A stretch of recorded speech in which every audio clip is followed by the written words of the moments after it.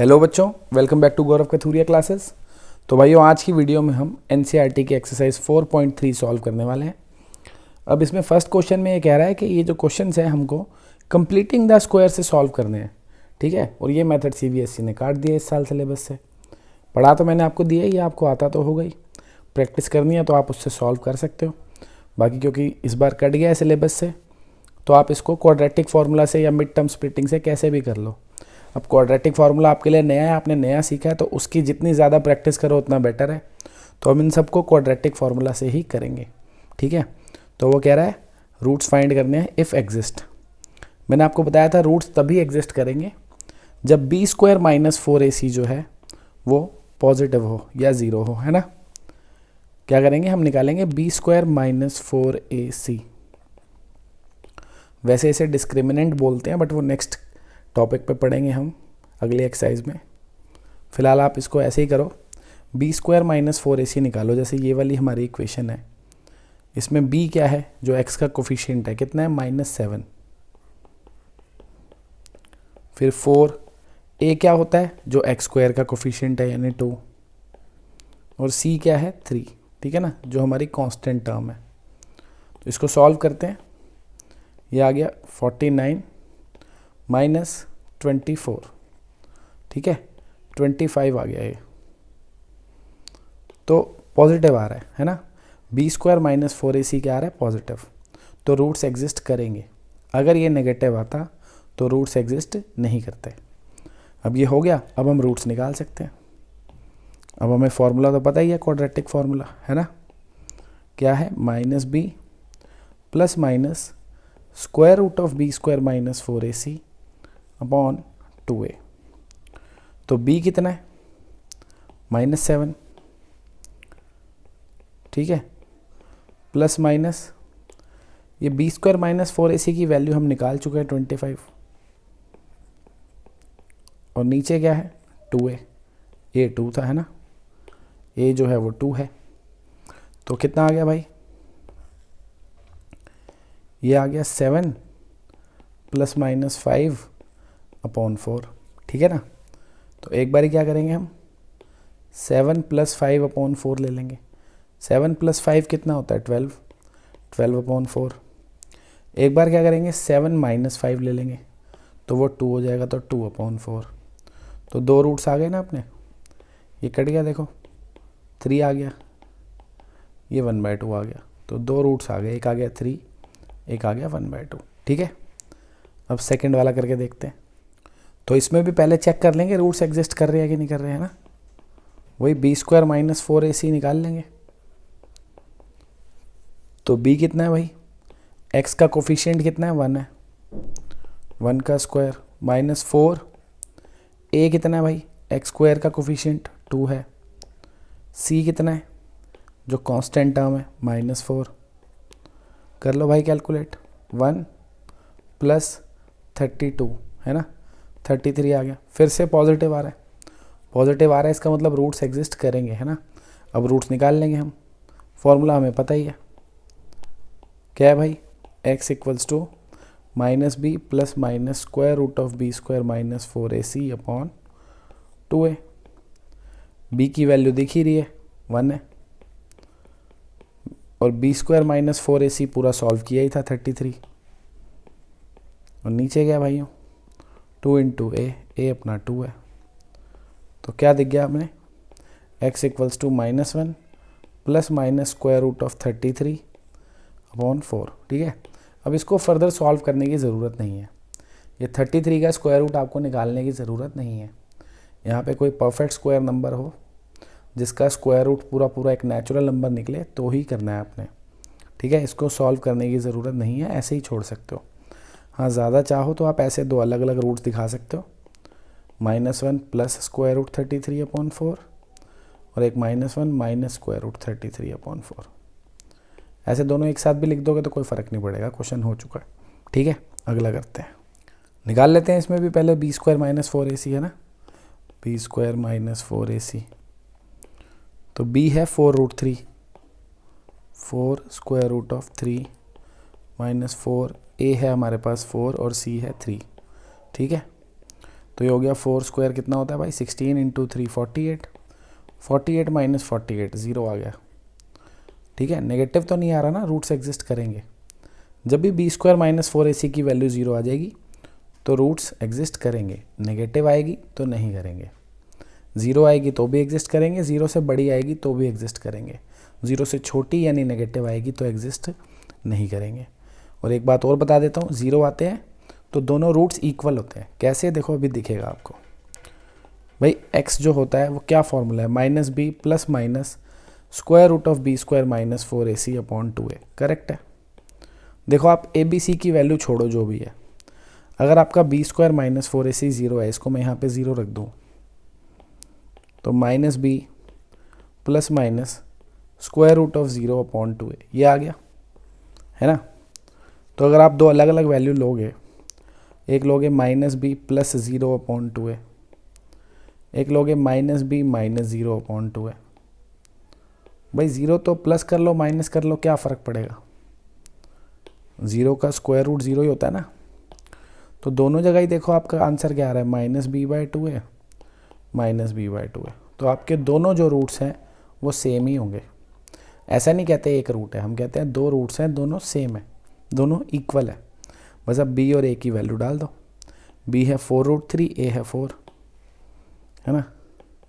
B की जगह 4√3, ए की जगह 4। दूसरे वाला भी सेम है तो दोबारा लिख के क्या करूँगा, आप लिख लेना आपका मन करे तो 4 और 4 काट दिया तो x की वैल्यू आ गई माइनस स्क्वायर रूट ऑफ 3/2, दूसरा भी सेम ही है। तो यही दोनों रूट्स हो गए। ठीक है, लास्ट वाला पार्ट देखते हैं भाई। तो निकाल लेते हैं इसमें भी फटाफट से बी स्क्वायर माइनस 4ac, है ना। थोड़ा जल्दी कर लेते हैं भाई, अब टाइम क्या ख़राब करना है, अब तो पता लगी होगा ना बी क्या है, ए क्या है और सी क्या है। तो मैं फटाफट कर देता हूँ। ये क्वेश्चन तो आपको वैसे भी खुद से ही करने हैं, मैं तो इसीलिए सॉल्व कर रहा हूँ कि आपकी कहीं कैलकुलेशन मिस्टेक होगी तो देख लेना भाई कहाँ है। ठीक है ना। तो ये हो गया 8 इंटू 4 32, देखो माइनस 31 आ गया। जो हमारा बी स्क्वायर माइनस 4ac है वो नेगेटिव आ गया। तो ऐसे में हम कहेंगे रूट्स एग्जिस्ट नहीं करते, roots are unreal, roots are unreal, वो एग्जिस्ट नहीं करते, ख़त्म। रियल रूट्स एग्जिस्ट नहीं करते। ठीक है, अभी आप पढ़ोगे 10th के बाद 11th क्लास में, वहाँ पे इमेजिनरी रूट्स जिन्हें हम यहाँ पे अनरियल कह रहे हैं वो भी निकालना सीखेंगे, बट वो अजम्पशन होती है, इमेजिनरी रूट्स हैं, डिटेल में वहीं पढ़ेंगे। रियल रूट्स एग्जिस्ट नहीं करते तो 10th में हमने नहीं निकालना। 10th में हम सारा कुछ रियल पढ़ते हैं, ठीक है ना, रियलिटी में जी रहे हैं। 11th में करेंगे इमेजिनेशन। चलो अगला क्वेश्चन देखते हैं भाई। तो सेकंड क्वेश्चन में तो वही कह रहा है ना, वो फर्स्ट वाले सारे क्वेश्चन क्वाड्रेटिक फार्मूला से करो। ये वही वाले 4 क्वेश्चन तो हैं, तो मैंने कर तो दिए ही हैं, हो गया काम, है ना। आगे बढ़ते हैं। अब देखो ये थर्ड क्वेश्चन का फर्स्ट पार्ट देखते हैं भाई कैसे करना है सॉल्व। पहले तो एलसीएम ले लेंगे, ठीक है, डायरेक्ट मैं सॉल्व ही कर रहा हूँ। क्वेश्चन लिख के एक लाइन और कहाँ वेस्ट करूँ, वैसे भी छोटा सा पेज है हमारा। तो भैया इसमें क्या करते हैं, एलसीएम ले लेते हैं एक्स। तो ये इस एक्स से मल्टीप्लाई हो जाएगा, तो क्या आ जाएगा X square minus 1 upon X is equal to 3। ये मैं आपको पहले भी पिछली वीडियो में बता चुका हूँ कि कॉमा के बाद ये जो लिखा हुआ है ये क्या बता रहा है कि एक्स की वैल्यू 0 नहीं हो सकती। क्यों नहीं हो सकती, क्योंकि अगर मैं यहाँ पे एक्स को 0 रख दूंगा तो 1/0 नॉट डिफाइंड हो जाएगा। और इसका बस क्वेश्चन में कोई यूज़ नहीं है इसका सॉल्व करने में।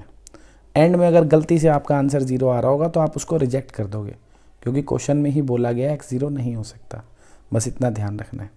जैसे इस क्वेश्चन में ये बोला है ना कि एक्स की ये 2 वैल्यूज़ नहीं हो सकती, तो आप जब सॉल्व कर लोगे पूरा क्वेश्चन, अगर आपका आंसर इनमें से कुछ आ रहा होगा तो आप उसे रिजेक्ट कर देना। आएगा नहीं वैसे, अगर आ जाए तो कर देना रिजेक्ट, ठीक है। तो ये एक्स एलसीएम ले लिया, इससे मल्टीप्लाई करा, एक्स स्क्वायर आ गया, क्रॉस मल्टीप्लाई कर देते हैं। तो X square minus 1 is equals to 3x। इस 3x को इधर ले आते हैं, तो X square minus 3x plus 1 is equals to 0। बन गई क्वाड्रेटिक इक्वेशन। रूट्स निकालने, पहले चेक कर लेते हैं वो एग्जिस्ट कर रहे हैं कि नहीं कर रहे। कैसे, बी स्क्वायर माइनस 4ac निकाल के। तो b कितना है भाइयों, -3, a है 1, c भी है 1, ठीक है ना। तो 9 माइनस 4 आ गया 5। पॉजिटिव आ रहा है, इसका मतलब रूट्स एग्जिस्ट करेंगे, है ना, रियल रूट्स एग्जिस्ट करेंगे। अब x कैसे निकलेगा, -b plus minus square root of B square minus 4ac upon 2a। तो b कितना है -3, ये प्लस माइनस b² - 4ac तो हमने पूरा सॉल्व कर ही लिया है, 5 है, ठीक है ना। ये b² - 4ac जो है इसकी वैल्यू 5 आ गई है, इसको यहाँ लिख देता हूँ सीधा। तो ये 5 आ गया और नीचे 2 × a अपना क्या है 1। तो ये आ गया 3 ± √5/2। बस ये दो रूट्स निकल गए। आगे ऐड तो हो नहीं सकते हैं ना, √5 तो निकालना नहीं है अपने को। हो गया क्वेश्चन। देखते हैं सेकंड पार्ट देखते हैं। इसको हटा देता हूँ मैं यहाँ से। अब इधर भी हम पहले ये दोनों एलसीएम ले लेंगे, है ना। एलसीएम ले लेंगे तो x + 4 × x - 7, ये एलसीएम आ गया। x - 7 इधर मल्टीप्लाई हो जाएगा 1 से, तो ये आ जाएगा x - 7। x + 4 इस 1 से मल्टीप्लाई हो जाएगा, बीच में माइनस का साइन लगाना है ना। तो माइनस और ये आ गया x + 4 = 11/30। देखो ये x और x कट जाएगा, है ना। ब्रैकेट खोलूँगा, नेगेटिव x है ना और ये पॉजिटिव x है, कट गया। ये -4 हो जाएगा। -4 और -7 ऐड हो गया, कितना हो जाएगा -11। और नीचे क्या आ जाएगा भाई, इनको खोल लो, डायरेक्ट लिख दूँ क्या। ये आ जाएगा x² - 3x - 28। आप चाहो तो स्टेप बाय स्टेप मल्टीप्लाई कर सकते हो, यही आएगा। मैंने कैसे किया देखो, x × x क्या हो गया x², इसको इससे मल्टीप्लाई करूँगा -7x आएगा, इसको इससे करूँगा +4x आएगा। तो -7x है और 4x है, ऐड होके -3x हो जाएगा। तो वो मैंने मुँह ज़बानी कर दिया, आप एक स्टेप बीच में लिख सकते हो। 4 × -7 -28 होता ही है, = 11/30 गिवन है ये। अब देखो ये दोनों जो हैं कट ही जाएंगे भाई, देखा जाए क्रॉस मल्टीप्लाई के हिसाब से ये इधर नीचे ही तो जाता है, या फिर ये इधर नीचे आता है, तो कटने तो है ही, ये काट दो इनको। 11 काट दिए मैंने, है ना, 1 हो गया यहाँ पे। अब कर लो क्रॉस मल्टीप्लाई, कैलकुलेशन छोटी हो जाएगी थोड़ी। तो इसको यहाँ मल्टीप्लाई किया, -30 आ गया, है ना, क्योंकि ये माइनस का साइन है ना, तो ये -1 है। -1 से 30 को मल्टीप्लाई करूँगा, -30 आ जाएगा। और इसको इधर 1 से मल्टीप्लाई करूँगा तो ये आ जाएगा x² - 3x - 28। इस 30 को इधर ही ले आ जाता हूँ, है ना, सारा सामान एक तरफ हो जाएगा। इधर रह गया 0, ये x² - 3x - 28 + 30, तो कितना आ गया है x² - 3x + 2। ठीक है, आसान क्वेश्चन है, आप मिड टर्म स्प्लिट से भी कर सकते हो, है ना। वो क्वाड्रेटिक फार्मूले वाला मेथड लंबा पड़ जाता है बहुत। जिसको मिड टर्म स्प्लिट में दिक्कत लगती है वो बच्चा उसको मिड टर्म स्प्लिटिंग से भी कर सकता है। सॉरी, मतलब जिसको मिड टर्म स्प्लिटिंग में दिक्कत लगती है वो क्वाड्रेटिक फार्मूले से कर ले। जिसको मिड टर्म स्प्लिटिंग आसान लगती है वो भैया मिड टर्म स्प्लिट से कर लेते, क्योंकि इसकी मिड टर्म ईजिली देखो बहुत ही ईजी है। कुछ बोला तो है नहीं ना इसने किस मेथड से करो, पेपर में भी नहीं बोलता किस मेथड से करो। तो आप चाहो, अगर आपको मिड टर्म स्प्लिटिंग अच्छा लगता है, आपकी अच्छी प्रैक्टिस है तो बढ़िया है, नहीं तो क्वाड्रेटिक फार्मूला जिंदाबाद। मैं फ़िलहाल इसकी मिड टर्म स्प्लिटिंग ही कर देता हूँ, आसान पड़ता है, छोटा हो जाता है क्वेश्चन। देखो दिख रहा है ना भाई, इन दोनों को ऐड करूँगा -3 आ जाएगा, दिख रहा है ना। देखो ऐसे ही तो करते थे मिड टर्म स्प्लिट, कि 2 है, अपने को क्या चाहिए, देखो 2 और इसका कोफिशिएंट है 1, इनका प्रोडक्ट हो गया 2। तो हमको दो ऐसे नंबर चाहिए जिनका प्रोडक्ट 2 आए और सम -3 आए। तो मैंने -2 और -1 ले लिए। -2 और -1 का जो प्रोडक्ट है वो 2 होता है, और इन दोनों को अगर मैं ऐड करूँगा तो -3 आ जाएगा, है ना। तो ये -3x को मैंने स्प्लिट कर दिया 2 पार्ट्स में। अब आगे तो आपको पता ही है कि पहली 2 टर्म्स में से x कॉमन आ गया, है ना।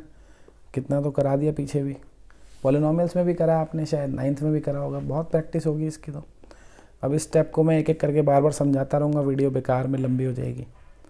अच्छे से अगर आप समझना चाहते हो बच्चों, अगर आपका वीक है ये जो मैंने पोर्शन किया है, जो मेथड किया है, अगर वीक है तो आपने वो वीडियो नहीं देखी, पीछे देख लो भाई एक बार जाके यार। आप फैक्टराइजेशन वाली वीडियो देख सकते हो ना, पार्ट 3 आई थिंक, वहाँ पे सिखाया है कैसे करते हैं फैक्टराइज।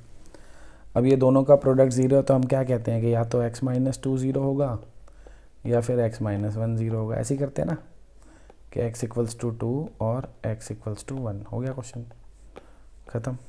ठीक है, ये भी हो गया। आगे बढ़ते हैं भाई। अब देखो इस क्वेश्चन में क्या कह रहा है, sum of the reciprocals of Rahman's ages in 3 years ago and 5 years from now is 1/3, find his present age. हमें रहमान की प्रेजेंट एज निकालनी है। तो अज्यूम कर लेते हैं कि भैया जो रहमान है, let Rahman's present age be x years. ठीक है, हम मान लेते हैं भैया जो रहमान है उसकी प्रेजेंट एज इतनी है। अब क्वेश्चन के अकॉर्डिंग देखते हैं क्या कह रहा है। अकॉर्डिंग टू क्वेश्चन वो कह रहा है reciprocal of Rahman as 3 years ago. 3 साल पहले रहमान की एज कितनी होगी? अभी अगर x ईयर्स है तो 3 साल पहले x-3 होगी, उसका रेसिप्रोकल। x-3 का रेसिप्रोकल क्या होगा? 1/x-3 है ना, इसका रेसिप्रोकल 1/x-3। और 5 साल बाद 5 ईयर्स फ्रॉम नाउ, 5 साल बाद इसकी एज क्या होगी? अभी अगर x ईयर्स है तो 5 साल बाद क्या होगी? x+5 होगी, है ना। और उसका रेसिप्रोकल लेना है हमें, यानी 1/x+5। तो इन दोनों रेसिप्रोकल्स का जो सम है वो 1/3 है, इनका जो सम है वो 1/3 है। ये कह रहा है क्वेश्चन में, समझ गए ना भाई। रहमान की प्रेजेंट एज x ईयर्स है, 3 साल पहले हो जाएगी x-3, उसका रेसिप्रोकल ये हो गया।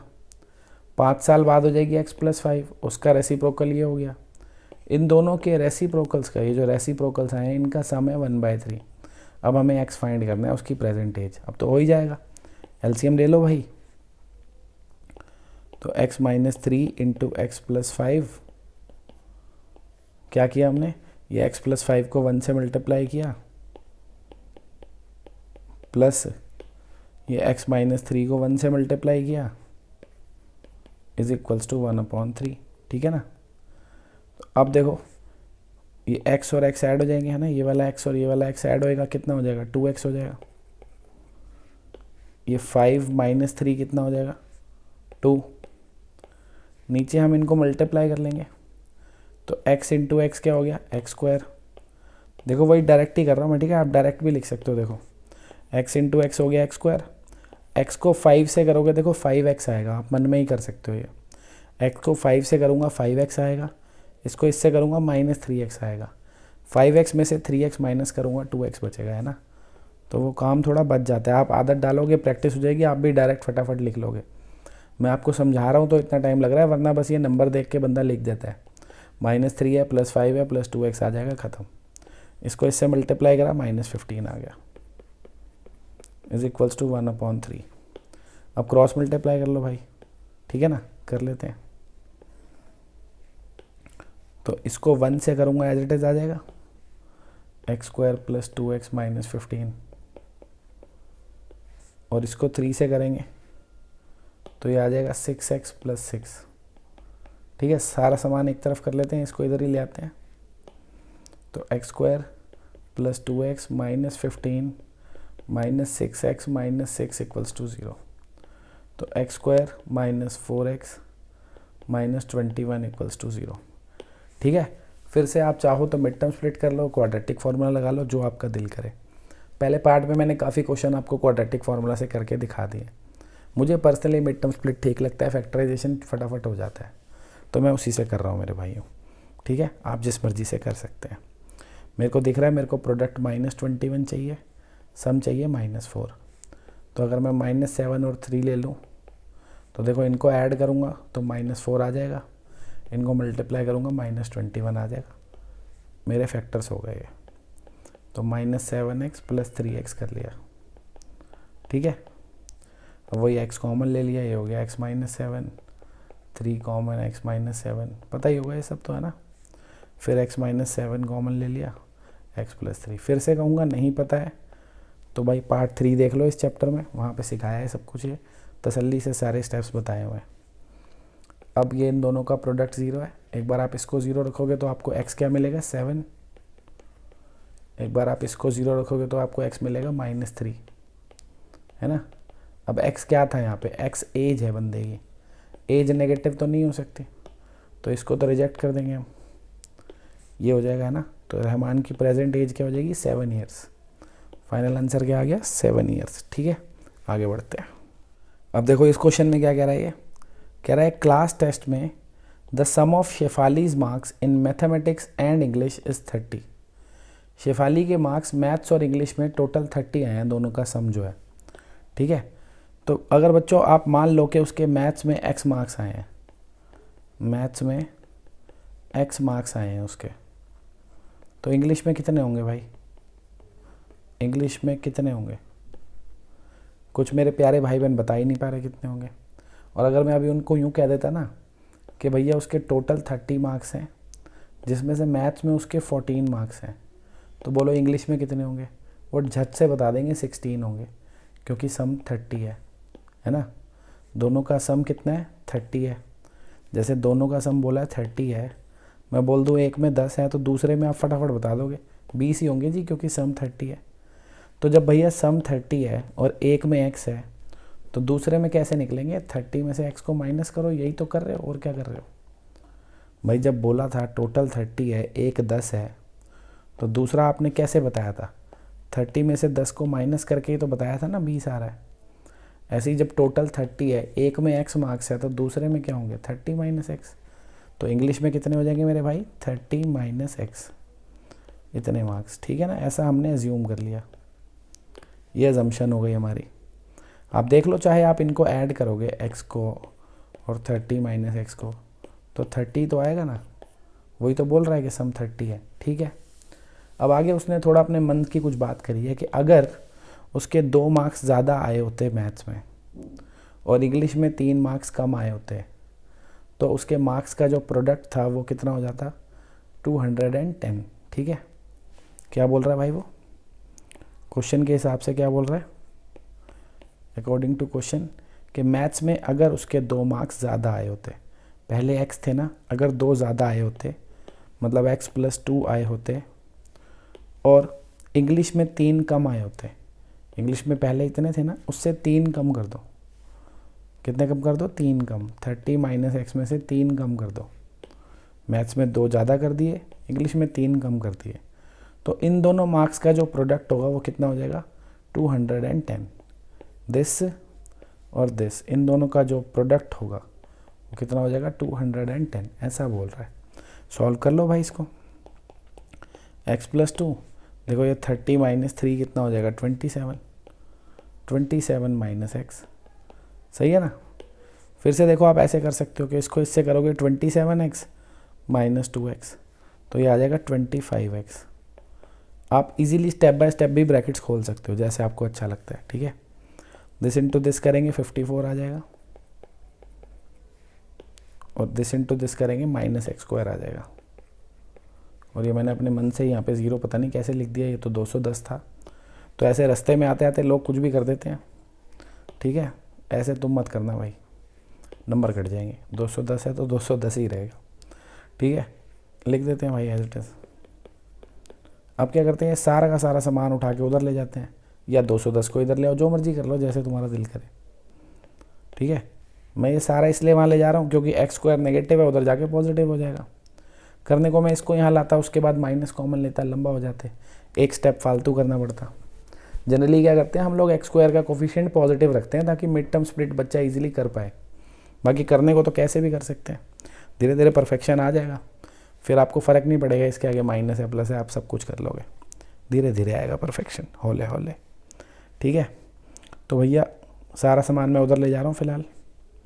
तो एक्स स्क्वायर पॉजिटिव हो गया, ठीक है ना, नेगेटिव था उधर जाएगा पॉजिटिव हो जाएगा।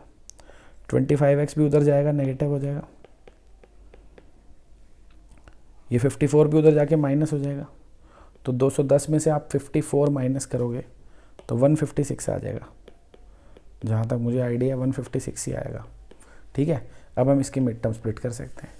ऐसे दो नंबर जिनका प्रोडक्ट 156 हो, ऐड करके -25 आ जाए, तो -12 और -13 दिख रहे हैं। इनका प्रोडक्ट क्या हो जाएगा? 156, और इनको ऐड करूँगा तो -25 आएगा। हो गया ना। बार बार कह रहा हूँ आपसे, अगर आपको मिड टर्म स्प्लिटिंग पसंद नहीं है या आपको मुश्किल लग रहा है कोई क्वेश्चन में करना, क्वाड्रेटिक फार्मूला आपके लिए बेस्ट ऑप्शन है, उसकी प्रैक्टिस करो। बेशक ये सारे क्वेश्चन आप उसी से करो ताकि आपको अच्छे से उसकी प्रैक्टिस हो जाए। अब इसमें से कॉमन आ रहा है भाई कुछ, मैं ये इसलिए कर देता हूँ क्योंकि मैं आलसी आदमी हूँ, इसमें थोड़ा टाइम बच जाता है, ये फटाफट हो जाता है। ठीक है ना, जब आपकी भी प्रैक्टिस हो जाएगी आप भी इसे जल्दी कर पाओगे, फिर आपको भी मन करेगा इसी से करो। तो इसको जब हम रखेंगे भैया तो x की वैल्यू क्या आ जाएगी 12 और 13, दो पॉसिबल वैल्यूज़ आ रही हैं। 12 भी हो सकती है 13 भी हो सकती है। अब अगर x की वैल्यू 12 है तो यानी मैथ्स के मार्क्स कितने हो गए? देखो दो पॉसिबल आंसर्स आ रहे हैं। पहला आंसर क्या है कि मैथ्स में उसके आ जाए 12, जब हमने x को 12 लिया है तो यहाँ पुट करूँगा तो इंग्लिश में कितने हो जाएंगे? इंग्लिश में हो जाएंगे भाइयों, यहाँ पे 12 रखूँगा ना, 30 माइनस 12 कितना हो जाएगा? 18। तो एक तो ये आंसर हो सकता है कि उसके मैथ्स में 12 मार्क्स हो और इंग्लिश में 18 मार्क्स हो। ये भी हो सकता है मैथ्स में 13 हो, मैथ्स में कितने हो? 13, और मैथ्स में 13 होंगे और इंग्लिश में कितने हो जाएंगे? फिर अपने आप 17 हो जाएंगे ना, टोटल 30 था ना। यहाँ से भी देख सकते हो आप कि भैया 13 अगर x है तो x को यहाँ 13 रखोगे तो 30 माइनस 13 17 आ जाएंगे ना इंग्लिश में। ठीक है, तो दो पॉसिबल आंसर है इसके। बढ़ते हैं आगे। अब देखो भाई 6th क्वेश्चन है। टाइम बचाने के लिए मैंने फिगर पहले से ही बना दी है कि भैया कह रहा है diagonal of a rectangular field, एक रेक्टेंगुलर फील्ड है, एक रेक्टेंगल है, उसका डायगनल जो है वो क्या है? 60 metre more than the shorter side, छोटी वाली साइड से 60 मीटर ज़्यादा है। ठीक है ना, फिलहाल फिगर में हमने इसको छोटा बनाया है भाई, दो साइड है ना, एक लेंथ है एक ब्रेथ है, लेंथ ज़्यादा बनाई है हमने फिगर में। आप किसी को भी छोटा बड़ा बना सकते हो, कोई फ़र्क नहीं पड़ेगा। छोटे वाली कितनी है? इसको x मान लेते हैं हम, सबसे छोटी वाली को हम x मान लेते हैं, x मीटर।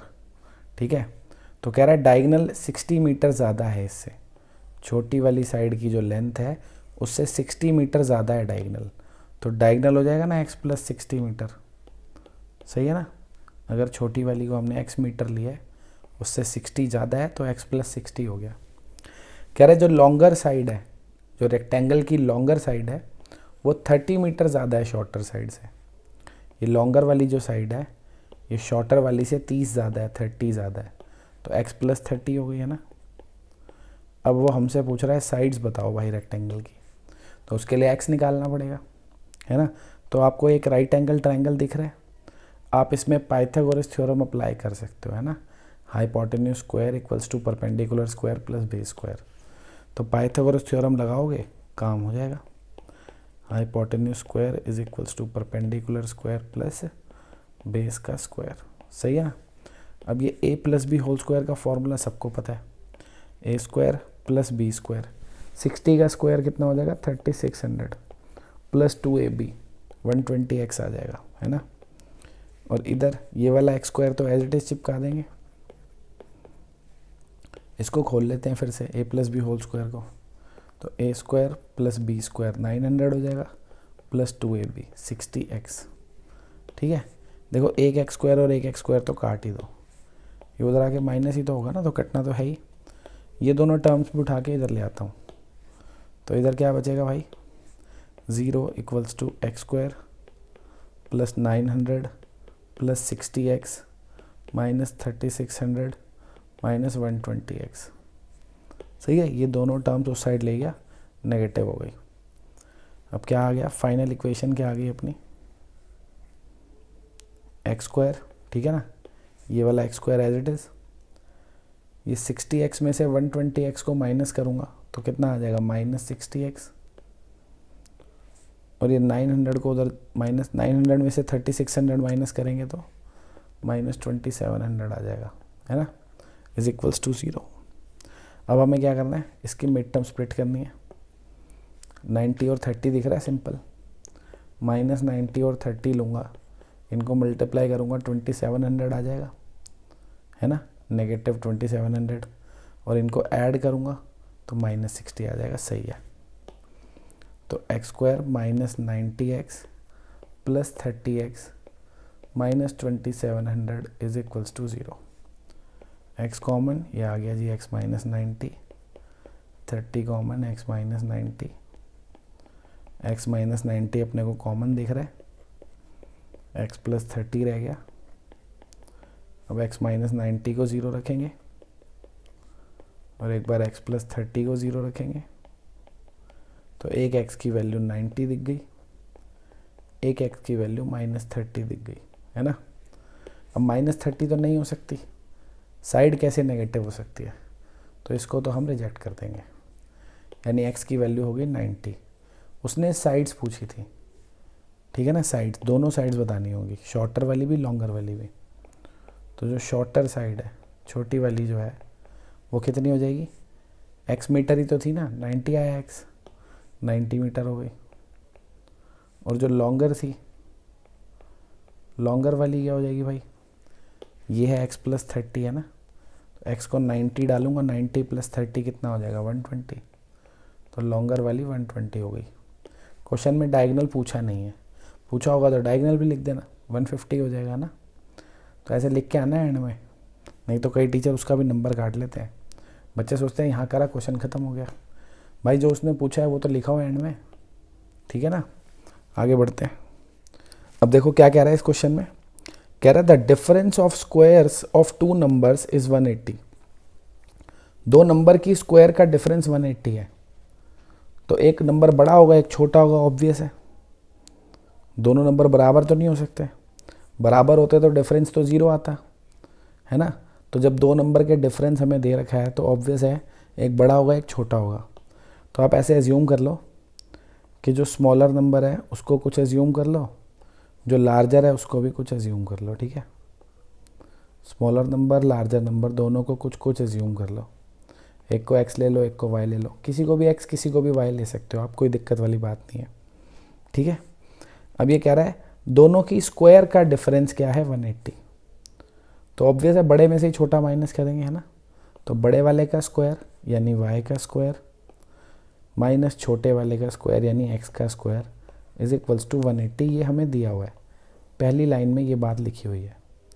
दोनों की स्क्वायर का डिफरेंस यानी एक की स्क्वायर में से जब दूसरे की स्क्वायर को माइनस करेंगे हमें 180 मिलेगा। इसको हम यहाँ पे छोड़ देते हैं थोड़ी देर के लिए, एक इक्वेशन, फर्स्ट इक्वेशन एज्यूम करके। आगे क्या कह रहा है, the square of the smaller number, छोटे वाले नंबर का जो स्क्वायर है यानी x का स्क्वायर, क्या बात बोल रहा है ये, x का स्क्वायर, छोटे वाले का square is 8 times the larger number, बड़े वाले नंबर्स के 8 टाइम्स है। छोटे वाले नंबर का स्क्वायर यानी x का स्क्वायर बड़े वाले नंबर यानी y के 8 टाइम्स है, ठीक है। अब बच्चे ना यहाँ पे कंफ्यूज हो जाते हैं, वो y पे भी स्क्वायर लगा देते हैं। उन्होंने बोला है square of smaller number is 8 times the larger number, यहाँ पे स्क्वायर ऑफ लार्जर नंबर कहीं नहीं लिखा, तो y का स्क्वायर मत लगाना भाई। ये एक आम गलती है जो बच्चे करते हैं, क्वेश्चन को आराम से पढ़ लेना। छोटे वाले का स्क्वायर बड़े वाले के 8 टाइम्स है, बड़े वाले के 8 टाइम्स, ना कि बड़े वाले के स्क्वायर के 8 टाइम्स है। इस बात को ध्यान में रखना है भाइयों, ठीक है। ये सेकंड इक्वेशन हो गई। अब इन दोनों को यूज़ करके हमको नंबर्स निकालने हैं। तो देखो x स्क्वायर की वैल्यू 8y दिख रही है, इसको यहाँ पटक दो ना, x स्क्वायर की जगह हम 8y लिख सकते हैं ना, तो x स्क्वायर की वैल्यू इधर रख दो 8y, क्या बन जाएगी, ये बन जाएगा y square minus x square की जगह हम क्या लिख देंगे 8y, और ये वाला जो 180 है इधर आके माइनस हो जाएगा, है ना।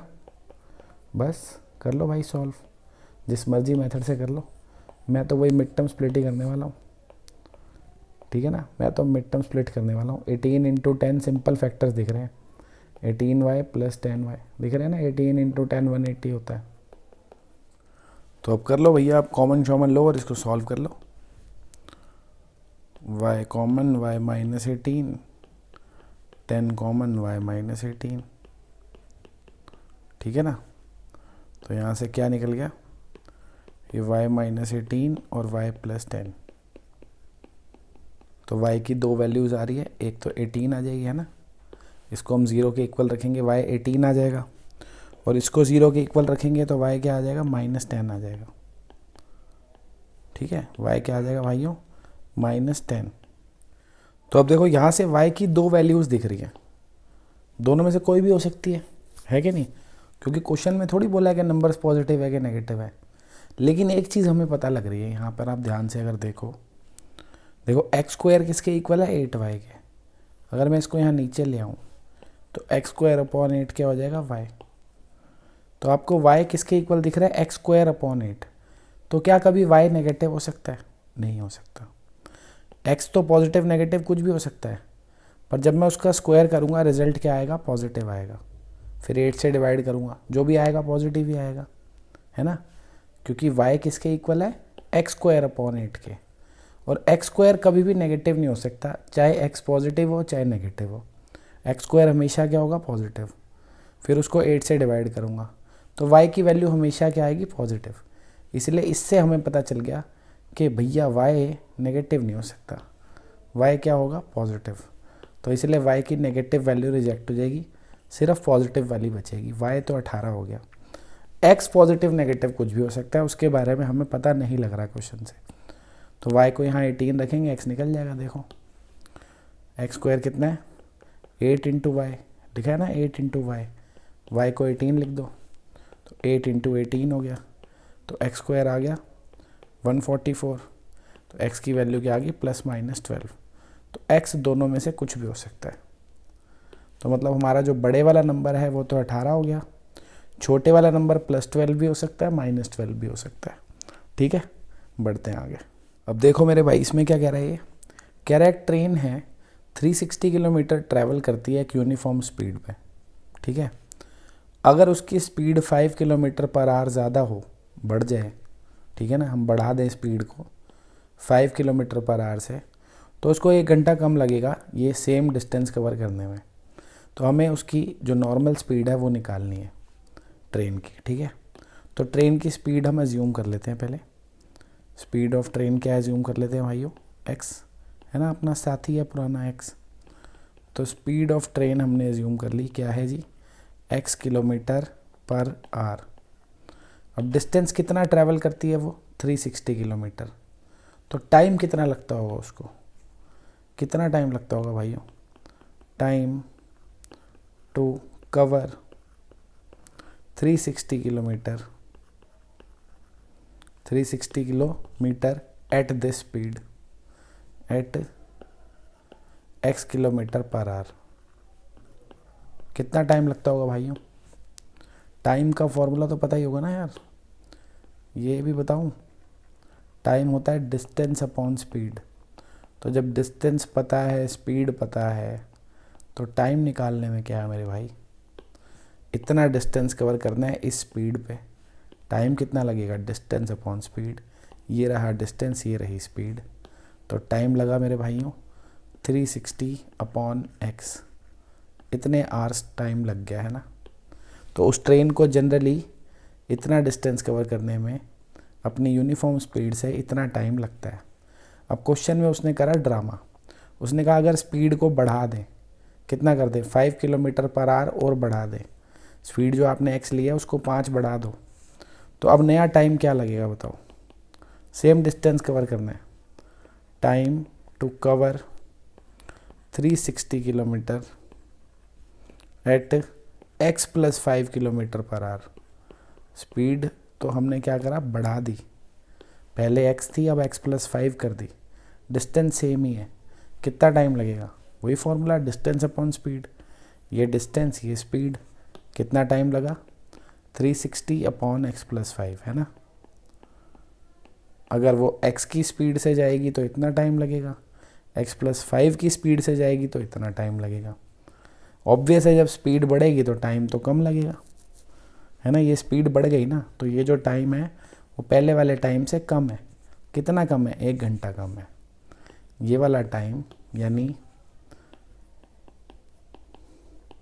नया वाला जो टाइम है 360 अपॉन x + 5, वो पुराने वाला जो टाइम है यानी ये, इससे 1 घंटा कम है, 360 अपॉन x से 1 घंटा कम है। ठीक है, बस अब इसको सॉल्व कर लो मेरे भाई, इसको सॉल्व कर लो, कहानी ख़त्म, कहानी ख़त्म है बिल्कुल। ये 360 वाले एक तरफ कर लेता हूँ, देखो ये जो 1 है इसको मैं इस साइड ले आता हूँ, पॉजिटिव हो जाएगा, और ये 360 अपॉन x यहीं पे है, इसको उधर ले जाता हूँ, तो 360 upon x minus 360 upon x + 5।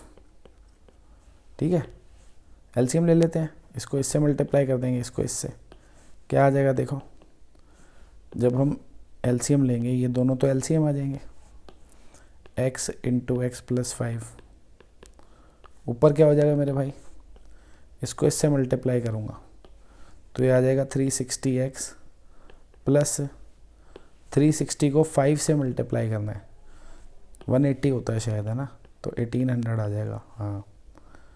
और इस वाले x को 360 से, तो ये -360x, तो ये कट गया मित्रों, सही है। इन दोनों को मल्टीप्लाई कर लेता हूँ और फिर ये 1 से क्रॉस मल्टीप्लाई हो जाएंगे, है ना। कर दूँ डायरेक्ट, एक आधा स्टेप तो चलता है ना, कम कर दूंगा तो। मैं इनको मल्टीप्लाई करूँगा, मतलब ब्रैकेट खोलूँगा, क्या आएगा x² + 5x, उसको 1 से मल्टीप्लाई कर दिया, तो ये आ गया x² + 5x = 1800। ठीक है, 1800 को इधर लाके माइनस कर देता हूँ, तो x² + 5x - 1800 = 0।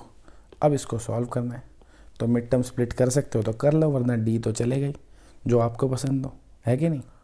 तो मेरे को तो लग रहा है 45 और 40 से हो जाना चाहिए, है ना, क्योंकि 45 को 4 से करते हैं तो 180 आता है, तो 45 × 40 करेंगे तो 1800 आ जाएगा, और नेगेटिव 1800 चाहिए तो -45 + 40 ले लेता हूँ, फिर इनको ऐड भी करूँगा तो -5 आ जाएगा, नहीं +5 चाहिए, तो 45 पॉजिटिव ले लो, 40 नेगेटिव ले लो, +45 - 40, हाँ ये सही है, हो गए। तो ये हो गया x² + 45x - 40x - 1800 = 0। समझ गए ना भाई। देखो इनको ऐड करूँगा तो 5x ही तो आएगा, और इन दोनों को मल्टीप्लाई करूँगा तो -1800 आ रहा है, सही है।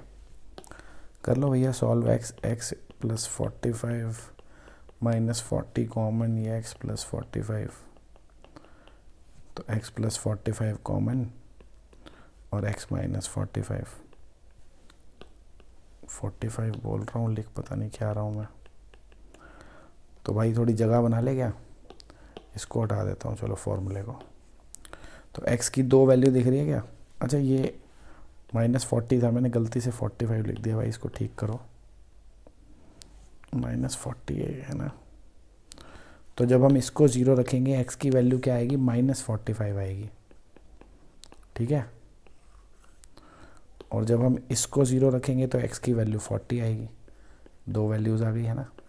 अब x क्या है मेरे भाइयों, स्पीड है, स्पीड तो हो नहीं सकती नेगेटिव, तो इसको रिजेक्ट कर देंगे। आंसर क्या हो गया ये, यानी ट्रेन की जो स्पीड है वो क्या है भाइयों, x km/h, यानी 40 km/h। हो गया क्वेश्चन, ठीक है। बढ़ते हैं अगले क्वेश्चन की ओर। अब देखो मेरे भाइयों, ये बहुत ही इंपॉर्टेंट क्वेश्चन है, ठीक है। ये टाइम और वर्क वाले जो क्वेश्चन होते हैं ना, एफिशिएंसी वाले क्वेश्चन, ये बहुत ही इंपॉर्टेंट है होते हैं भाई, और ये क्वेश्चन तो बहुत ही इंपॉर्टेंट है एनसीईआरटी का, ध्यान से समझेंगे। कह रहा है भैया 2 वाटर टैप्स हैं, 2 पानी के नलके हैं मेरे भाइयों, जिनको हम एक साथ अगर खोल दे तो एक टैंक को वो इतने टाइम में भर देते हैं, ठीक है। तो कह रहा है the tap of larger diameter, जो हमारा बड़े वाला नलका है वो 10 घंटे कम लेता है छोटे वाले नलके के कंपैरिजन में उस टैंक को भरने में, अगर वो अकेले अकेले भरे। समझ रहे हो, 2 नल हैं, एक छोटा है एक बड़ा है। छोटा और बड़ा नल अगर आप एक साथ चला देते हो तो वो इतने टाइम में एक टैंक को भर देते हैं, पर अगर आप उनको अकेले अकेले चलाओ तो बड़े वाला नल जो है वो 10 घंटे पहले भर देगा छोटे वाले के कंपैरिजन में, क्योंकि उसका डायमीटर बड़ा है, ज़्यादा पानी निकलता होगा उसमें, है ना। तो अब हमें बताना है कि दोनों इंडिविजुअली अगर टैंक को भरे तो कितने कितने टाइम में भर देंगे। तो ध्यान से समझेंगे भाई। सबसे पहले हम छोटे वाले या बड़े वाले किसी का भी टाइम एज्यूम कर लेते हैं, किसी का भी कर सकते हो आप, ऐसे कोई परेशानी की बात नहीं है, ठीक है। चाहे छोटे वाले का करो चाहे बड़े वाले का। तो जैसे हमने एज्यूम करा कि let time taken by smaller tap to fill the tank separately, कि वो अगर अकेला टैंक को भरे, हम मान लेते हैं उसको x आवर्स लगते हैं। कितने घंटे लगते हैं भाइयों, x आवर्स, ठीक है, हमने ऐसा मान लिया। अब देखो छोटे वाले को x आवर्स अगर लगते हैं तो वो कह रहा है जो बड़े वाला है उसको 10 घंटे कम लगते हैं, वो जल्दी भर देता है टैंक को, है ना। तो बड़े वाले को कितना टाइम लगेगा, तो ये भाई पूरी लैंग्वेज लिख लेना, ठीक है। लार्जर टैप के लिए जो बड़े वाला हमारा टैप है उसको कितना टाइम लगेगा, 10 घंटे कम लगेंगे, x - 10 आवर्स हो जाएगा, है ना। छोटे वाले को अगर x घंटे लगते हैं तो बड़े वाले को x माइनस 10 आवर्स लगेंगे उस टैंक को भरने में। अब कैसे करते हैं इस तरीके के क्वेश्चंस को, ध्यान से समझेंगे। पहले हम ये देखेंगे इनकी एफिशिएंसी क्या है, इनकी क्या कैपेसिटी है कि ये यूनिटरी मेथड से सॉल्व होगा कि 1 घंटे में ये दोनों जो हैं इंडिविजुअली कितना टैंक को भर सकते हैं, टैंक का कितना हिस्सा भर सकते हैं। अब जैसे छोटे वाला जो हमारा टैप है वो x घंटे में एक पूरे टैंक को भर देता है। 1 घंटे में कितना टैंक भरेगा वो? Part of tank filled by smaller tap in 1 hour. 1 घंटे में वो टैंक का कितना पार्ट भर देगा? अगर वो x घंटे में पूरा टैंक भर देता है तो 1 घंटे में कितना पार्ट भरेगा टैंक का? वो 1/x।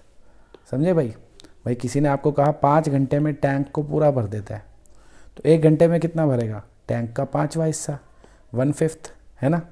तो अगर x घंटे में वो टैंक को पूरा भर देता है तो 1 घंटे में वो कितना टैंक का पार्ट भरेगा, कितना हिस्सा? 1/x। सिमिलरली जो बड़े वाला टैप है वो इतने घंटे में टैंक को भर देता है तो 1 घंटे में वो कितना भर देगा? बड़े वाला जो लार्जर वाला टैप है वो कितना भर देगा 1 घंटे में टैंक को? 1/x minus 10। समझ गए ना भैया? बात समझ आ रही है? देखो सिंपल सी बात है कि भैया 10 घंटे में अगर आप टैंक को भर देते हो, पूरा एक टैंक भर देते हो तो 1 घंटे में कितना भरोगे? 1/10। सिंपल यूनिटरी मेथड है। तो x घंटे में अगर आप एक टैंक भर रहे हो तो 1 घंटे में कितना टैंक भरोगे? 1/x। x उधर जाके डिवाइड हो गया, सिंपल। बड़े वाला टैप इतने घंटे में भर रहा है एक टैंक को तो 1 घंटे में कितना भरेगा? इतना। अब ये अकेले 1 घंटे में इतना टैंक भर देता है, ये अकेला 1 घंटे में इतना टैंक भर देता है, तो दोनों मिलके 1 घंटे में कितना भर देंगे? दिस प्लस दिस, है ना। 1/x प्लस 1/x माइनस 10, ये दोनों मिल के इतना टैंक भर सकते हैं 1 घंटे में। टैंक का इतना हिस्सा भर सकते हैं 1 घंटे में। और वो कह रहा है दोनों मिलके जब इतने घंटे चलेंगे तब जाके वो पूरा एक टैंक भरेंगे। इसको सॉल्व कर लो भाई। ये 8 × 9 72 + 3 75/8 आ गया, है ना। कि दोनों मिल के कितने घंटे चले? 75/8। मल्टीप्लाई कर दिया इसको 75/8 से। तो जब दोनों मिल के इतने घंटे चले तब जाके इन्होंने क्या करा? एक टैंक को भर दिया भाई। यहाँ तक पहले आपको क्वेश्चन समझ में आना चाहिए, तब बाकी कहानी बढ़ेगी आगे की। समझ लो इसको अच्छे से। दोबारा से बता देता हूँ एक बार जल्दी कि हमने माना जो छोटे वाला टैप है वो x घंटे में एक टैंक को पूरा भर देता है। x घंटे में क्या करता है? एक टैंक भर देता है। तो 1 घंटे में वो टैंक का कितना हिस्सा भरेगा? 1/x, ये लिख दिया। ऐसे ही जो बड़े वाला टैप है वो जल्दी भर देता होगा इसके कंपैरिजन में, तो उसको 10 घंटे कम लगते हैं। इतने घंटे में वो एक टैंक भर देता है तो 1 घंटे में वो कितना टैंक भरेगा? 1/x minus 10। ये 1 घंटे में टैंक का इतना हिस्सा भर देता है, ये 1 घंटे में टैंक का इतना हिस्सा भर देता है। दोनों को ऐड करूँगा तो उससे क्या पता चलेगा कि 1 घंटे में वो टैंक का कितना हिस्सा भरते हैं। ये 1 घंटे में है, टोटल वो इतने घंटे चले तो जो टाइम था उससे इसको मल्टीप्लाई कर दिया। तो इतने घंटे में इन्होंने क्या काम किया? इन्होंने एक टैंक भर दिया। जो इतने घंटे में इन्होंने वर्क किया है वो क्या किया है? सिर्फ एक टैंक भरा है, तो = 1। अब बस इसको सॉल्व करना है। तो इसको सॉल्व करने के लिए मैं जगह बना लेता हूँ भाइयों। ये ऊपर का सारा ड्रामा मैं हटा रहा हूँ, आप वीडियो में पीछे जाके लिख सकते हो, ठीक है। अब हम इसको कर लेते हैं सॉल्व। तो अंदर LCM आ जाएगा। ये क्या आ जाएगा भाई? LCM x और x माइनस 10, ठीक है। ये x माइनस 10 1 से मल्टीप्लाई हो गया एज इट इज़, और ये वाला जो x है ये इस 1 से मल्टीप्लाई हो गया एज इट इज़। बाहर 75/8 है ही, = 1, ठीक है। अब ये नीचे वाला भी हटा देता हूँ। अब ज़रा इसको आराम से तसल्ली से सॉल्व कर लेते हैं। तो 75/8 ऊपर हो गया ये 2x माइनस 10, करेक्ट है ना। x और x ऐड हो गया, ये ब्रैकेट्स खोल लेते हैं। x² माइनस 10x = 1, ठीक है। इसको इससे मल्टीप्लाई करना है, कर लो, या तो 2 कॉमन लेके इससे काट दो, थोड़ी कैलकुलेशन छोटी हो जाएगी। जो आपको पसंद हो वैसे कर लो। मैं तो कहूँगा कॉमन ले ही लो भाई 2, अंदर क्या रह जाएगा x माइनस 5 और नीचे क्या है 8 है और x स्क्वायर माइनस 10x है इज इक्वल टू 1। 2 से काट देता हूँ इसको, 4 हो गया। अब ये 75 को अंदर मल्टीप्लाई कर देता हूँ, कितना आ जाएगा 75x माइनस इस 75 को 5 से किया 375 इज इक्वल्स टू ये 4 जो है वो इससे मल्टीप्लाई होकर यहाँ चले जाएंगे ना, क्रॉस मल्टीप्लाई हो जाएगा, क्या आ जाएगा 4x स्क्वायर माइनस 40x। तो फिर से ये सारा सामान उधर ले जाते हैं भाई, क्या हो जाएगा 0 equals to 4x square minus 40x minus 75x plus 375। तो ये आ गया 4x स्क्वायर, इन दोनों को ऐड किया 115 आ गया और ये प्लस 375 इज इक्वल्स टू 0। ठीक है भाई, 375 को इससे मल्टीप्लाई करेंगे, कितना आ रहा है 375 इंटू 4 1500 हो जाएगा ना। तो ये तो सिंपल आ गया बहुत ही, 1500 चाहिए। दो नंबर ऐसे जिनका प्रोडक्ट हो 1500 और सम आए -115, तो बहुत आसान है। -100 और -15 इन दोनों को मल्टीप्लाई करूँगा, आ जाएगा ना 1500 और ऐड करूँगा दोनों को तो ये आएगा। हो गई भैया मिड टर्म स्प्लिट। आपसे नहीं हो रही तो क्वाड्रेटिक फार्मूले से कर लो, 100 और 15। ठीक है, तो देखो 2x कॉमन आ रहा है, अंदर रह गया 2x, 2 क्या x क्या 4x ही आ रहा है कॉमन, है ना 4x ही आ रहा है, अंदर रह गया x माइनस 25, 15 कॉमन, ये भी हो गया x माइनस 25, x माइनस 25 और x माइनस 4x माइनस 15। तो एक तो x की वैल्यू 25 आ गई, इसको जब हमने 0 के इक्वल रखा तो x 25 आ गया ना, और इसको 0 के इक्वल रखेंगे तो x की वैल्यू आ जाएगी 15/4। अब बंदा कहेगा दोनों ही पॉजिटिव है, कुछ भी हो सकता है टाइम तो, है ना, ये भी हो सकता है ये भी हो सकता है, पर ये नहीं हो सकता मेरे भाई। पूछो क्यों, 15/4 है ना ये। देखो यार ये कुत्ते पागल हो चुके हैं, लग रहा है गली में डिस्टर्बेंस आ रही होगी काफ़ी। चलो यार थोड़ा मैनेज कर लो। क्या बात कर रहे थे कि हाँ ये 15/4 नहीं हो सकता। क्यों नहीं हो सकता कि भैया मैंने यहाँ से स्क्रीन से हटा दिया, पर आपको याद होगा एक हमने टाइम लिया था x आवर्स, जो छोटे वाले टैब को लगता है ना, और बड़े वाले को हमने टाइम लिया था x माइनस 10 आवर्स। तो अगर मैं x की वैल्यू 15/4 लूँगा, यहाँ पे रखूँगा, तो ये तो नेगेटिव आ जाएगा, नेगेटिव नहीं आ जाएगा, ये नेगेटिव थोड़ी हो सकता है टाइम, इसीलिए ये नहीं हो सकता भाई, ये नहीं हो सकता। ये क्यों नहीं हो सकता, क्योंकि दूसरे वाले टैब का जो टाइम आ रहा है वो नेगेटिव आ जाएगा, तो मतलब x 25 होगा। इसका मतलब छोटे वाले टैब को कितना टाइम लगता है 25 घंटे, और बड़े वाले को उससे 10 घंटे कम लगेगा तो 15 घंटे। यानी छोटे वाला टैब 25 घंटे में अकेले भर देगा उस टैंक को, और बड़े वाला 15 घंटे में। ठीक है, हो गया क्वेश्चन। बढ़ते हैं अगले क्वेश्चन की ओर। अब देखो इस क्वेश्चन में क्या कह रहा है, an express train takes 1 hour less than a passenger train to travel 132 kilometre between Mysore and Bangalore. ठीक है, कोई भी जगह है, क्या करना है उससे हमें कि ये डिस्टेंस कवर करने में जो एक्सप्रेस ट्रेन है उसको 1 घंटा कम लगता है पैसेंजर ट्रेन से।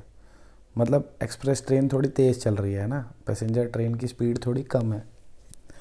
If the average speed of the express train is 11 km/h more than that of the passenger train, find the average speed of the two trains। हमें उनकी स्पीड निकालनी है। ठीक है, तो भैया जो पैसेंजर ट्रेन है उसकी स्पीड अज्यूम कर लेते हैं कुछ। जो पैसेंजर ट्रेन है उसकी स्पीड हम ले लेते हैं x km/h। ठीक है जी, स्पीड ले लिए। और जो हमारी एक्सप्रेस ट्रेन है वो उसकी स्पीड इतनी ज़्यादा है, कितनी 11 km/h ज़्यादा है पैसेंजर के कंपैरिजन में। तो जो एक्सप्रेस ट्रेन है उसकी स्पीड क्या हो जाएगी मेरे भाइयों, x + 11, है ना, ज़्यादा है ना उसकी। ठीक है, तो ये दोनों की स्पीड आ गई। अब डिस्टेंस तो दोनों सेम ही कवर कर रही है, कितना है 132 किलोमीटर। तो ये कितना टाइम लेगी और ये कितना टाइम लेगी, बोलो भाइयों। ये कितना टाइम लेगी और ये कितना टाइम लेगी। टाइम का फॉर्मूला तो पता है ना, क्या होता है, डिस्टेंस अपॉन स्पीड। डिस्टेंस दोनों को सेम ही कवर करना है, कितना है 132, 132, 132। टाइम निकालना है तो डिस्टेंस को स्पीड से डिवाइड करना है ना। स्पीड गिरी x, और इस वाली की स्पीड क्या है x + 11। तो इन दोनों को, पैसेंजर ट्रेन को इतना टाइम लगता है, एक्सप्रेस ट्रेन को इतना लगता है। अब क्योंकि एक्सप्रेस ट्रेन थोड़ी तेज़ है तो इसको थोड़ा कम टाइम लगता है। एक्सप्रेस ट्रेन को पैसेंजर वाली से 1 घंटा कम लगता है। ये वाला जो टाइम है 132 अपॉन x + 11, ये कौन सा टाइम है, पैसेंजर ट्रेन को जो टाइम लग रहा है वो ये वाले टाइम से 1 घंटा कम है ना। एक्सप्रेस ट्रेन को जो टाइम लग रहा है ये वाला, ये पैसेंजर ट्रेन वाले टाइम से 1 घंटा कम है। 132 अपॉन x - 1, बस कर लो सॉल्व, सिंपल है ना। 1 को इधर ले आओ, इसको उधर ले जाओ, तो 132 अपॉन x - 132 अपॉन x + 11 कितना आ गया। एलसीएम लेंगे, इसको मल्टीप्लाई करेंगे इससे, तो 132x माइनस प्लस है, सॉरी 132 को 11 से मल्टीप्लाई करना पड़ेगा। कितना आ जाएगा भाइयों, ये आ जाएगा 2, 5, 4, 1, इतना आ जाएगा शायद। और माइनस 132x, इसको इससे मल्टीप्लाई कर लिया, नीचे क्या आ जाएगा x × x + 11। ठीक है ना, सिंपल एलसीएम लिया है, आप तसल्ली से ले लेना आराम से, आपको समझ में आ जाएगा क्या करें। ये तो कट गया देखो दोनों,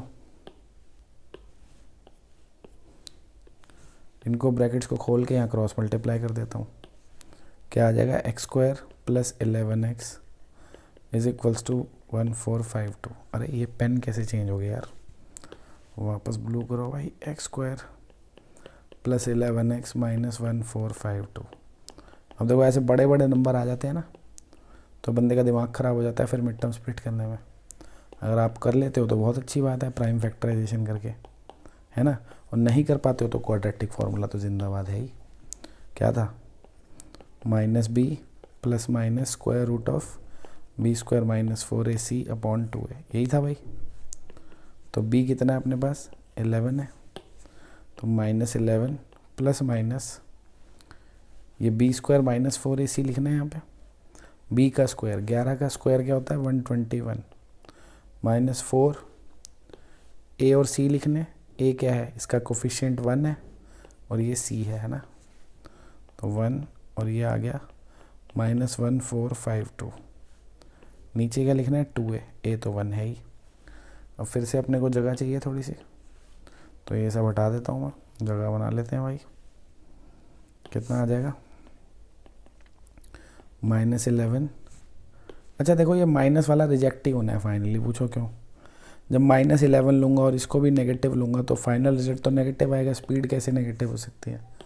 तो आप चाहो तो यहीं पे रिजेक्ट कर दो, खाली पॉजिटिव वाले को लेके चल लो, समझ रहे हो ना। माइनस वाला मैंने छोड़ ही दिया है क्योंकि ये भी नेगेटिव होगा, ये भी नेगेटिव होगा, तो ऐड होके तो नेगेटिव ही आएगा।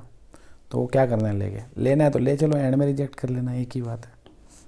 तो 121 प्लस इनको मल्टीप्लाई कर लेते हैं भाई, कितना आ जाएगा ये 1400 × 4 5600 और 200 5808 आ जाएगा, 5808, हाँ सही है, ये आ गया अपॉन 2। तो -11 और ये कितना हो गया भाई 9295, 5929। अब इसका स्क्वायर रूट क्या हो सकता है, मैं तो तुक्के मार लेता हूँ, चल भी जाते हैं कई बारी, तुक्के मार लेता हूँ। देखो 5900 के आसपास है ये, 5900 जो है मेरे भाइयों, देखो 4900 और 6400 के बीच में पड़ता है ना। इसका स्क्वायर रूट होता है 70, इसका स्क्वायर रूट होता है 80, यानी इसका स्क्वायर रूट 70 से 80 के बीच में कहीं होगा, मैं तो ऐसे सोच लेता हूँ। ये मैं आपको बता रहा हूँ तो मुझे टाइम लग रहा है, वरना तो मैं खटैक से लिख देता। अब 70 से 80 के बीच में आएगा इसका स्क्वायर रूट, ठीक है, कुछ भी हो सकता है। अब यूनिट डिजिट का खेल है सारा, यूनिट डिजिट 9 है, क्या है 9। 70s में होना चाहिए। अगर मैं 71 का स्क्वायर करूँगा तो यूनिट डिजिट तो 1 आएगी ना, 1 ही आएगी। 71 को 71 से करूँगा। यूनिट डिजिट 9 कब आ सकती है? जब मैं 3 को 3 से मल्टीप्लाई करूँ या मैं 7 को 7 से मल्टीप्लाई करूँ। और तो कोई तरीका नहीं है कि यूनिट डिजिट 9 आ जाए, है ना। तो मेरा नंबर 70s में था, यानी या तो ये 73 का स्क्वायर होगा या तो ये 77 का स्क्वायर होगा। इन दोनों में से किसी एक का स्क्वायर होगा। और ये 6400 के ज़्यादा क्लोज है, तो मेरा तुक्का तो यही है। आप कैलकुलेट करके देख सकते हो। बाकी दोनों को भी करोगे तो टाइम थोड़ी लगेगा। स्क्वायर कैलकुलेट करने का भी शॉर्टकट मैंने सिखा रखा है, नहीं तो आप प्लेलिस्ट में जाके शॉर्टकट्स वाली में देख सकते हैं। मुझे 77 लग रहा है तो मैं लिख देता हूँ। ये आ गया जी 77/2। तो 77 - 11 करेंगे, 66/2 33 आ जाएगा। तो x आ गया 33, यानी पैसेंजर ट्रेन की स्पीड क्या है? 33 km/h। और एक्सप्रेस ट्रेन की क्या हो जाएगी? 44। ठीक है ना। इसकी 33 हो गई, इसकी 44 हो गई। ख़त्म जी क्वेश्चन। तो एक्सरसाइज समाप्त हो गई मित्रों। मिलते हैं नेक्स्ट वीडियो में लास्ट टॉपिक के साथ। लास्ट टॉपिक रह गया अपना, उसको ख़त्म कर देंगे नेक्स्ट वीडियो में। ठीक है, चैप्टर ऑलमोस्ट ख़त्म होने वाला है। अच्छे से अपने हाथ से एक्सरसाइज के सारे क्वेश्चन कर लो, काफ़ी इंपॉर्टेंट है। ठीक है, चलो बाय, टेक केयर।